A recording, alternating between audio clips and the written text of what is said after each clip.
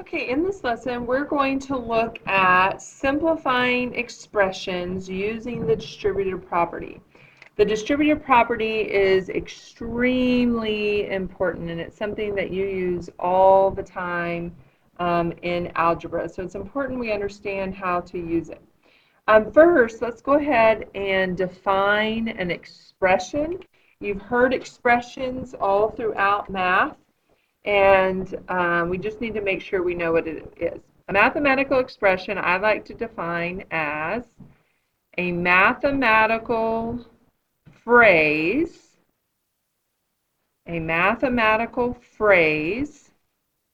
made up of numbers, variables,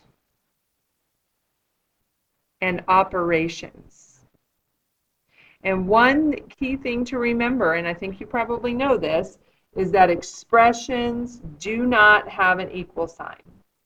Do not have an equal sign. Okay? Because you are often asked, what is the difference between an expression and an equation? And so we need to know that. Some examples of expressions might be x minus 8. That is an expression. That's an algebraic expression. 2x plus 4 is an expression. We can even say just 3x. Okay? And remember, our expressions are made up of numbers, variables, and operations. Each one of these is called a term. They're made up of terms. So that's another important word to know. Okay, so let's talk about the distributive property. The way the distributive property works is we have to be multiplying by a sum or difference. And if you look at the algebraic rule for it, it's going to look kind of funky. The algebraic rule says this: if I have A times B plus C, or if I have A times B minus C. See, I have a number or variable times a sum or times a difference. Then the distributive property says is we can take that outside number or variable and we can multiply it by everything in that parentheses and we can rewrite it. So we would say A times B, A times C. And there we would have our new expression. Same thing here. A times B, A times negative C.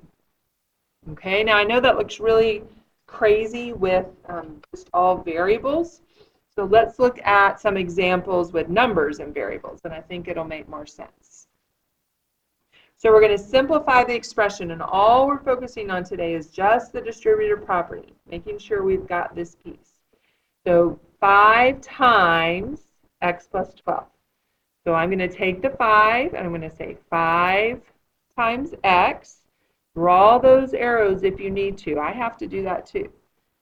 5 times positive 12, which would be positive 60. So we write plus 60. And that's it. There's our simplified expression. That's all we can do at this point. We're going to build up and do more later on, but we're just starting with that. Okay, let's look at the next one.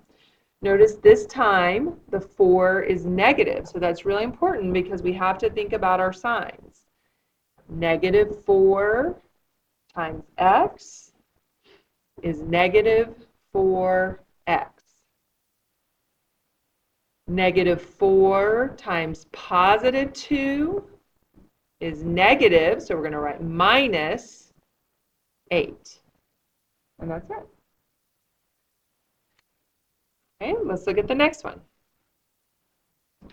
Again, we're going to distribute the outside number to what's in parentheses. Negative 6 times y is negative 6y. Negative 6 times negative 17. Well, first of all, a negative times a negative is positive. And I'm going to have to think a little bit. 6 times 17. Use your calculator if you need to, would be 102. So negative 6y plus 102. Okay, let's look at number 4. 12 is positive. 12 times y is 12y. 12 times negative 7 is going to be negative 84. And there you have it. Okay, so hopefully that's making sense to you right now. So what I want you to do is I want you to try these two on your own.